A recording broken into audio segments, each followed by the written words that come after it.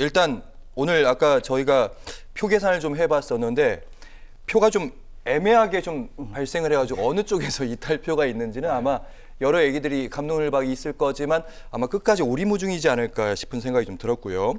자, 방금 말씀하신 대로 국민의 여론 의식하지 않을 수가 없습니다. 여기까지 오는데도 사실 국민의 여론이 강했거든요. 최상병 특검법 재표결 어떻게 해야 하는지 네, 그동안의 여론조사 결과와 크게 차이가 나지 않습니다. 63.7%는 특검법에 국회가 찬성해야 된다. 25.5%는 반대해야 된다. 잘 모른다가 10.8%. 이 정도 지지율을 살펴보면 개요를 좀 말씀드리면 뉴스토마토, 미디어토마토가 했고요. 지난 주말 토일에 했습니다. 표본 오차는 플러스 마이너스 3.1%. 자, 이 결과를 좀 보면 대통령의 지지율과 좀 비슷하게 궤를 같이 한다는 거고 앞으로는 이제 어떻게 될지는 알 수 없습니다만은 아무래도 찬성했던 여론들이 많기 때문에 이게 쉽사리 금방 사그라들지 않을 거란 전망이 많을 것 같거든요. 네, 맞습니다. 제가 앞서 말씀드렸지만 공수처 수사 지금 야당 쪽에서 문제 제기할 때 공수처 수사의 어떤 과정 속에서 언론에 조금 나오는 것들을 가지고 얘기를 많이 하시거든요. 그만큼 역설적으로 어떻게 보면 공수처 수사가 잘 되고 있다고 야당이 판단하기 때문에 논평이나 여러 가지 질의 그런 입장을 할 때 항상 공수처 결과에 대해서 좀 언급을 하는 거예요. 결국 국민들도 공수처 수사에 대해서 일정 부분 진실에 가까워진 측면이 있다면 이게 좀 상황이 좀 달라질 거라고 보고요. 제가 오늘 나온 미디어 토마토의 여론조사에 대해서 제가 부정하고 싶은 마음은 없습니다. 다만 제가 드리고 싶은 말은 뭐냐면 우리가 어떤 질문을 할 때 어떻게 하느냐에 따라서 답변이 좀 다를 수 있는데요. 예를 들면 지금 공수처에서 수사가 진행 중인데 공수처 수사가 미진하다고 볼 때 특검을 해야 되느냐 아니면 무조건 지금 특검이 필요하느냐 이게 결이 되게 다를 수 있다는 이 측면이 하나 있고요. 두 번째는 뭐냐면 공수처에 대해서 그 특검에 대해서 여러 가지 어떻게 보면 독소 조항이 좀 있습니다. 민주당 측에서 이제 2명을 추천하는 부분, 그 다음에 수사 결과에 대해서 인지하면 그거를 제한 없이 계속 확대시킬 수 있는 부분이 독소 조항이 있는데 이런 아주 구체적인 내용까지 인지를 한 상태에서 이 여론조사에 임했다고 보지는 않거든요. 그렇기 때문에 큰 틀에서 봤을 때 국민들이 바라는 있던 염원 특검에 대한 그 부분이 받아들이되 저는 공수처에서 더 열심히 수사를 하고 그다음에 그 부분에서 미진한다면 대통령이 기자회견에서 약속했던 것처럼 특검을 수용해서 진실에 더 다가가면 된다고 봅니다. 네, 저희가 지금 여론조사를 쭉 보고 있는데 사실 이 여론조사 국민의힘 의원들이 처음에 반대를 했던 부분도 국민의 여론을 의식하지 않을 수가 없었는데 최상병 특검에 찬성해야 된다 이런 얘기들 좀 했던 분들 계십니다. 먼저 안철수 의원, 총선에서 정권 심판 쓰나미로 분출했던 현실을 직시해야 된다. 이번엔 좀 당이 달라져야 된다 이런 얘기 했었고요. 그리고 5번째로 찬성표를 던지겠다고 말을 했던 김근태 의원. 국민을 납득시키지 못했다. 돌아보는 계기를 가지라. 이런 말을 했습니다. 어떻게 보면 이번에 최상병 특검법을 찬성해야 된다. 당론과 반대 의견을 가졌던 의원들의 목소리 좀 더 커질 수도 있지 않은 걸까요? 제가 봤을 때는. 저는 오히려 21대 국회와 22대 국회의 차이점은 지금 상황에서 국민의힘 특히 다음 7월 달이나 8월 달에 있을 전당대회에서 누가 당대표가 되느냐에 따라서 영향을 미칠 수 있겠습니다만 국민의힘 국회의원들의 운신의 폭이 굉장히 좁아질 거로 보입니다.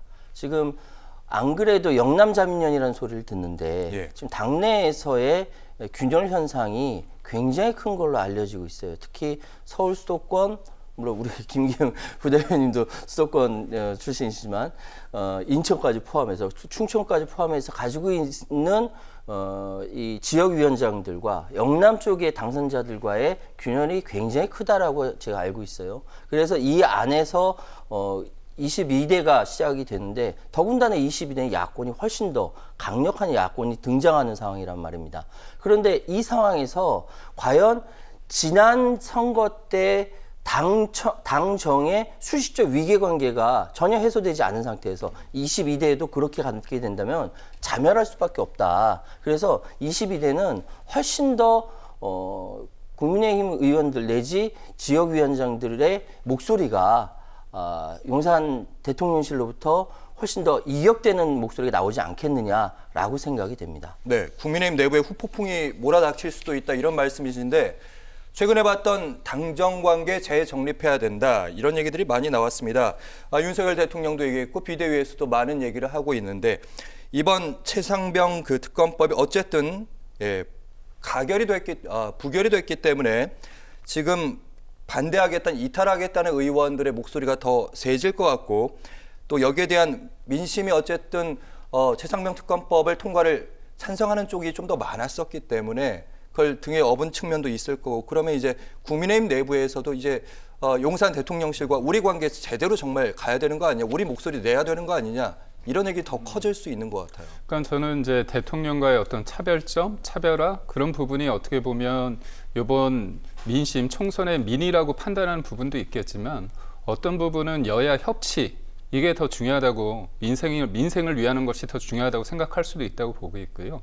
무엇보다 오늘 어떤 국회에서의 표결 결과에 대해서 국민의 힘이 가지는 거는 엄중함을 가지되 일종의 어떻게 보면 약간 호흡할 수 있는 시간을 가졌다고 보거든요. 그러니까 오늘 만약에 찬성이 됐으면 여러 가지 제가 볼 때는 여당 또한 그렇고 대통령 입장에서도 그렇고 소위 말해서 레임덕 현상으로 빠르게 기울어질 수밖에 없다, 가속화될 수밖에 없다고 생각하지만 이번에는 여튼 막았기 때문에 그런데 이게 저는 그렇습니다. 총선이 끝나고 그다음에 또 대통령의 지지율도 떨어졌기 때문에 지금 대통령이 이렇게 소위 말해서 오더를 내려서 여당 국회의원들이 이걸 무조건 따랐다고 보지 않거든요. 그러니까 전반적으로 본인들이 볼 때는 이게 정략적이고 어떻게 보면 대통령을 무기력하고 윤석열 정부를 식물 정물로 만들기 위해서 그런 일련의 흐름 속에서 배치가 됐다. 그러니까 이거는 뭐냐면 최근에 엊그저께 그 주말 그 집회 때도 항복을 시키겠다는 표현도 있고요. 그다음에 네. 조국 대표 같은 경우는 8년 전 그거를 경험하게 되겠다, 기억하게 될 거라 그렇게 하면서 탄핵 얘기를 했다는 거죠. 그러니까 결국 지금 여당 국회의원들 입장에서는 수평적인 어떤 당정 관계 그것도 중요하지만 지금 이게 우리가 소위 말해서 무너졌을 때 그 쓰나미적으로 무너졌을 때 소위 말해서 뒷감당을 할 수 없다. 국정을 지금 3년이 넘었을 때 우리가 이 정도까지는 해주면서 같이 가야 된다는 생각을 하고 있고요. 그다음에 지금 대통령이 선거 전의 대통령과 선거 이후의 대통령은 국회의원들이 이미 배지를 달았기 때문에 그리고 58명이 지금 어떻게 보면 낙선을 하고 낙천을 하고 불출마됐기 때문에 이분들은 어떻게 보면 객관적인 상황에서 이거 표결을 던질 수 있는 거거든요.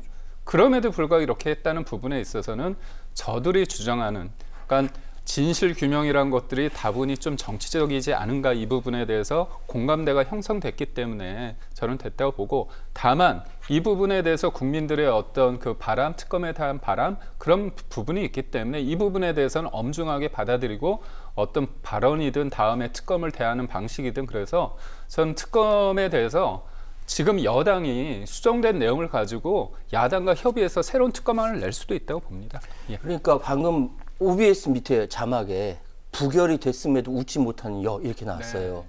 부결됐음에도 여당이 웃지 못하는 이유는 지금 상황이 녹록치 않다라는 걸 반증하는 것이고요. 제가 두 가지 얘기할게요. 58명이 객관적으로 보는 것이 아니라 58명 낙선되어 있는 상태에서 취업해야 돼요.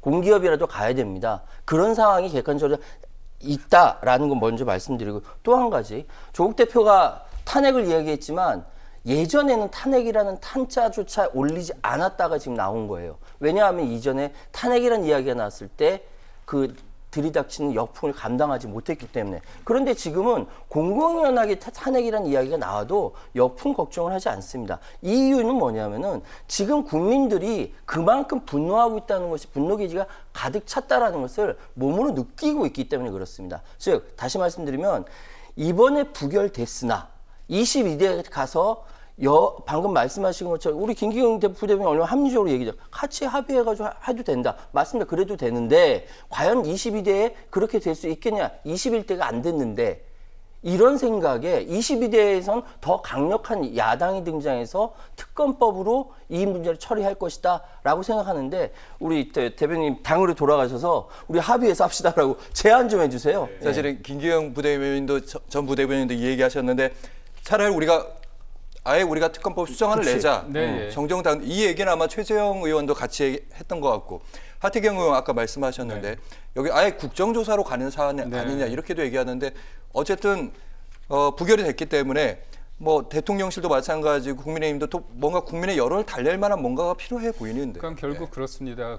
그 선거 결과도 그렇고 표결도 그렇고 내가 이겼다는 게 이긴 게 아닐 수도 있고요. 내가 졌다는 게 진 게 아닐 수도 있습니다. 결국 다음 스텝을 어떻게 하느냐, 다음 내가 어떤 메시지를 하고 어떤 행동을 하느냐에 따라서 그게 바뀔 수 있거든요. 그래서 지금 제가 여당에게 말하고 싶은 건 뭐냐면 지금 우리가 결집을 해서 이거 이겼다 이게 아니라 국민의 어떤 요구는 계속 있을 거고 그렇다면 그거를 해소하기 위해서 풀어두기 위해서 우리는 뭘 할 수 있을 것인가. 그리고 냉정하게 봤을 때는 이른바 표 계산을 했을 때 22대는 더 엄혹하고 힘들지 않습니까? 그렇죠. 그렇다면 맞아요. 이런 부분에 대해서 강대 강으로 갈 것인가 아니면 뭔가 협의를 통해서 뭔가 합의를 도출할 것인가에 대해서 냉정하게 좀 볼 필요가 있다. 그렇게 봅니다. 네.